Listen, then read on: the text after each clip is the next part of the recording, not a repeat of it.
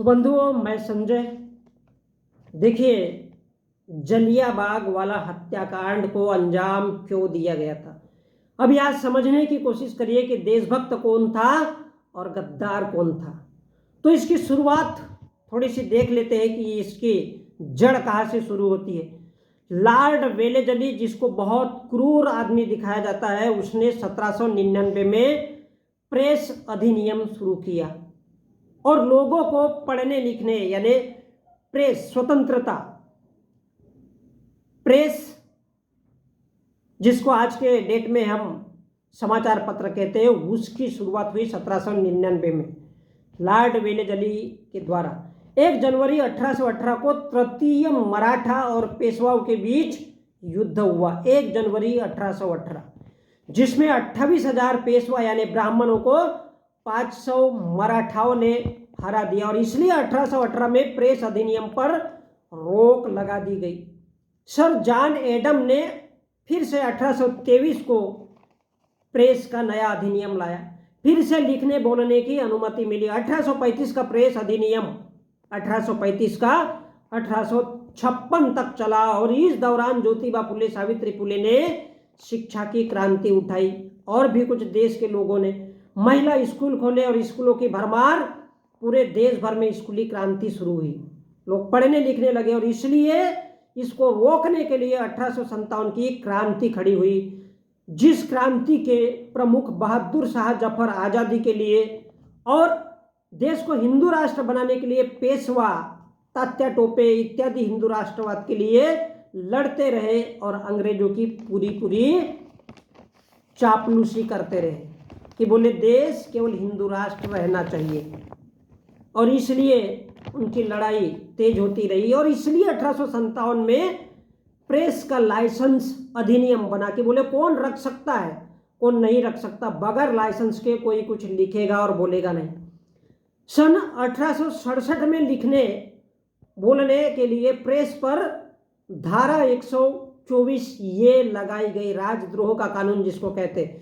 फिर देसी भाषा में प्रेस अधिनियम बना और 1878 में वर्नाकुलर प्रेस एक्ट आया, 1882 में भी प्रेस एक्ट आया, 1908 में समाचार पत्र शुरू हुए, 1910 में भी। और ये जो शिक्षा की क्रांति चली, इसके कारण 1891 का महिलाओं की शादी की उम्र 10 से 12 वर्ष की गई।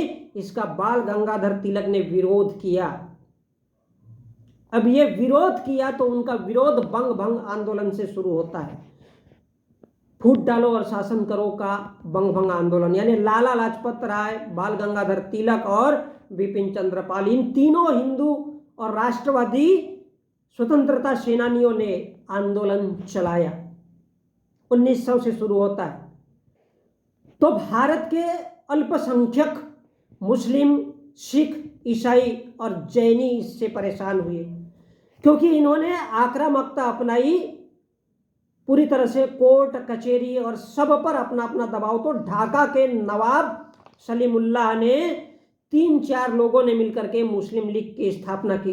एक तरफ मुस्लिम लीग और हैदराबाद के निजाम की शैक्षिक क्रांतियां और मुस्लिम लीग का दबदबा बना। आगा खां वाइसराय मोरले मिंटो से मिली 1909 के मोरले मिंटो से, और दूसरी तरफ बंग भंग आंदोलन यानी हिंदू राष्ट्रवादी आंदोलन बड़ा जोरों शोरों से चलता रहा।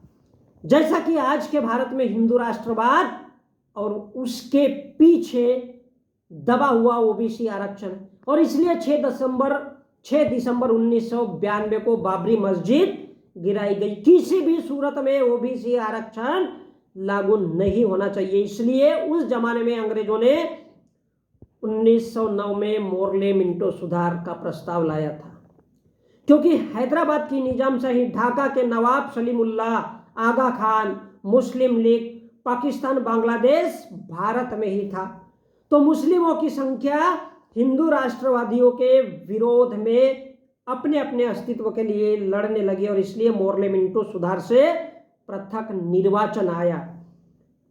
मुल्ला मुल्ले को वोट देगा, हिंदू हिंदू को वोट देगा, और जनसंख्या के आधार पर अगर सीटें बटेगी तो कोर्ट कचहरी, संसद, विधानसभा में सबकी अलग अलग सीटें होगी। मान लो असदुद्दीन ओवैसी अगर 50 सीट जीतता है और कुछ हिंदू सांसद भी उससे प्रभावित है तो भी वो प्रधानमंत्री बन सकता है, क्योंकि सीटें जनसंख्या के आधार पर निर्धारित रहती, यानी जिसकी जितनी संख्या होती उसकी उतनी ही सीटें होती। और इसलिए लाल बाल पाल ने भयंकर विरोध किया और ये तीनों ब्राह्मणों को पसंद नहीं आया। और ये लोग चाहते थे कि सभी लोग सिख, हिंदू, मुसलमान, हिंदू रहना चाहिए, और इसलिए इन्होंने कंटिन्यू लगातार भंग भंग आंदोलन को छोटे छोटे समितियों में उपद्रव करके, कहीं बलात्कार ऐसे ऐसे चला करके उसको जारी रखा। केशव यानी कृष्ण बोलो या बाल गंगाधर तिलक बोलो, बचपन में चोरियां करो, जवानी में हजारों महिलाओं को पेल पाल करो और लोगों को आपस में लड़ाओ, धर्मवीर बन करके धर्मो रक्षति रक्षितः फूट डालो और शासन करो। इसी इंसान के चरित्र को जो भगवान कहते हैं, इसलिए पृथक निर्वाचन का विरोध हुआ। महिला मतदानशाली क्यों करना चाहिए उसका भी विरोध करो, तो फिर बलात्कार करवाओ, यानी बेटी पढ़ाओ बेटी बचाओ, इसी को कहते हैं। फिर वेश्यालय खुलवाए, बलात्कार, और कोर्ट और विधान परिषदों में संख्या जो बढ़ाई गई थी, ये इनको लगा लाल बाल पालकों की, मुल्लों की, सालों की संख्या बढ़ेगी तो हिंदू राष्ट्रवाद कमजोर हो जाएगा। और इसलिए सन 1915 में मदन मोहन मालवीय, विनायक दामोदर सावरकर, वीर सावरकर, लाला लाजपत राय, केशव बलिराम हेडगेवार, बाल कृष्ण शिवराम मुंडे, पूरे के पूरे ब्राह्मणों ने मिलकर उत्तर प्रदेश के 5 सितारा प्रयाग राज्य में हिंदू महासभा का गठन किया। हिंदू महासभा क्यों बनाया? भीड़तंत्र खड़ा करने के लिए, अंग्रेजों पर दबाव बनाओ और हिंदू राष्ट्रवाद कैसे कैसे देश में तांडव करके, बदमाशियां करके, आतंक फैला करके खड़ा किया जा सके। दूसरा, बेटी पढ़ाओ बेटी बचाओ, यानी बलात्कार करो और महिलाओं को वेश्या कैसे बनाना है उसकी योजना लाई गई, क्योंकि बेटियां पढ़ना लिखना नहीं चाहिए। देश को हिंदू राष्ट्र बनाने के लिए आतंक, भीड़, भय फैला करके, नफरत फैला करके, हिंसा फैला करके फूट डालो और शासन करो की नीति, जिससे हिंदुओं की संख्या बढ़ती है। पहले झगड़ा करने का, लड़ाने का और फिर माफी मांगने का, जैसे छत्रपति शिवाजी महाराज के लिए महाराष्ट्र में चल रहा है। पहले मूर्ति गिराओ फिर बाद में माफी मांगो, ताकि लगे कि ये हमारे हितैषी है। तिलकधारी, भगवा ध्वजधारी और तलवारधारी फौज तैयार करो। तिलकधारी मस्तक पे लगा लेंगे तिलक और बोलेंगे हिंद जगाने आए हैं। देश भर के मंदिरों का काया पलट करो, उनमें शिवलिंग खोजो, बनाओ, उसके आजू बाजू में तांडव करो और फिर कहो कि हमारा शिवलिंग था, हमारा मंदिर है। और इसलिए सन 1916 में लखनऊ में अंबिका चरण मजूमदार का अलग से कमाल। उधर 28 अप्रैल 1916 को बाल गंगाधर तिलक ने होम रूल की स्थापना की, यानी हिंदू महासभा, होम रूल, ये सारे के सारे एक साथ चलने लगे। और इनकी अनुशीलन समितियों के लोग घर घर जाकर के दबाव बनाने लगे, हिंदू बनते रहो, बनाते रहो, या फिर सालों काट दूं क्या तुम्हारी गर्दनें। इन राष्ट्रवादी स्वतंत्रता सेनानियों ने घरों में घुसकर मारपीट, बलात्कारों को अंजाम दिया, जगह जगह जुलूस, भीड़तंत्र, भय, डर और आतंक मचाया, अफरा तफरी मचाई, क्योंकि पृथक निर्वाचन और महिलाओं के मतदान का विरोध इनके लिए मुख्य था। और इसलिए ब्रिटिश लोगों ने तंग होकर के 20 अगस्त 1917 को एक अधिनियम लाया, जिसे मॉन्टेग्यू चेम्सफोर्ड सुधार अधिनियम कहते हैं। अंग्रेज ये नियम इसलिए लाए थे ताकि मुस्लिम, हिंदू, सिख, जैन, पारसी सबको बराबर प्रतिनिधित्व मिले।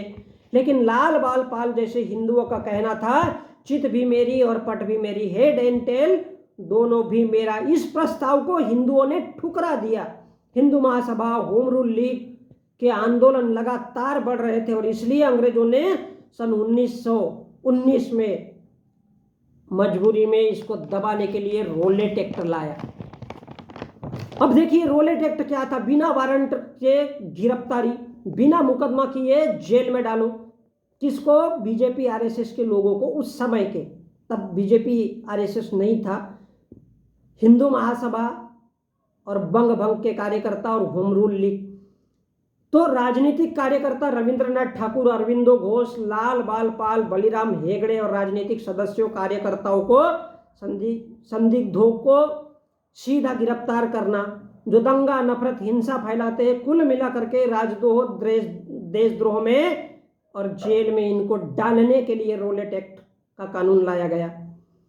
लाला लाजपत राय, मदन मोहन मालवीय, वीर सावरकर, केशव बलिराम हेडगेवार, बालकृष्ण शिवराम मुंडे, रविंद्रनाथ ठाकुर, अरविंदो घोष, बाल गंगाधर तिलक, इन्होंने इतना उत्पात, तांडव, भय, भीड़तंत्र हिंदू राष्ट्रवाद के नाम पर मचाया कि अंग्रेजों को मजबूरी में ये रोलेट एक्ट लाना पड़ा था।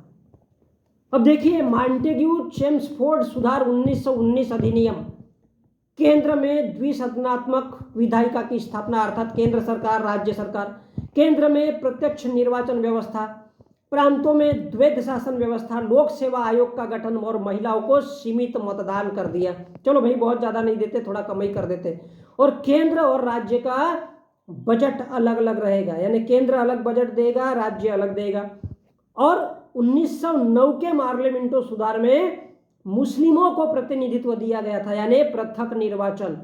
तो यहाँ पर हिंदू, मुसलमान, सिख, ईसाई और विशेष करके सिखों के लिए, क्योंकि वो वंचित हो गए थे, तो सिखों के लिए पृथक निर्वाचन लाया गया था। लोक सेवा आयोग यानी शासन प्रशासन, कोर्ट कचहरी, बिजली, सड़क, ये सब। तो महिलाओं या सदन में हिस्सेदारी इनको नहीं होना चाहिए। किसको? सिखों को, क्योंकि सिखों को होती है तो ईसाई भी मांगेगा, और क्रिश्चियन, ईसाई, यानी ये जो तमाम प्रकार के लोग हैं ये भी मांगेंगे, इसलिए उनको डर लगा। और इसलिए 6 अप्रैल 1919 को राष्ट्रीय अपमान के दिवस में इन नेताओं ने उसको मनाया।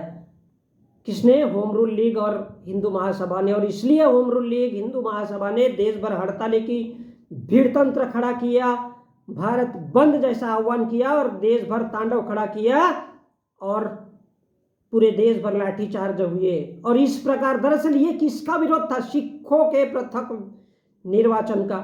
द्वैध शासन यानी आरक्षित और हस्तांतरित सीटें, महिलाओं को वोटिंग का अधिकार और केंद्र राज्य अलग अलग। तो चुने हुए सदस्य द्वारा अगर सरकार बनेगी तो राज्यपाल यानी राज्यपाल हर प्रांतों में होगी। और इसलिए हिंदू राष्ट्रवादियों का माथा यानी लाल बाल पाल का ठनका उनको लगा, साला हिंदू खतरे में, क्योंकि सिख, ईसाई, हिंदू सब को अलग अलग पृथक निर्वाचन मिलना शुरू होगा।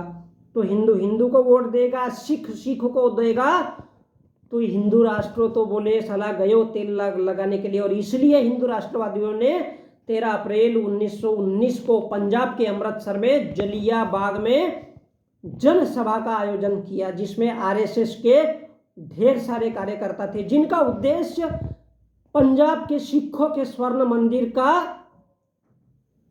उस मंदिर पर, सिखों के स्वर्ण मंदिर पर हमला करने का था।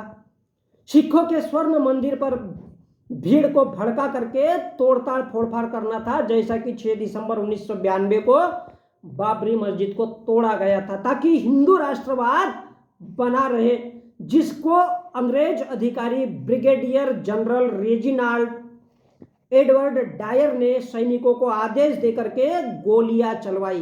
क्यों गोलियां चलवाई? क्योंकि पंजाब के अमृतसर के मंदिर पर हिंदू महासभा और होम रूल लीग के कार्यकर्ता फोड़फाड़ तोड़ताड़ करने के मूड में थे।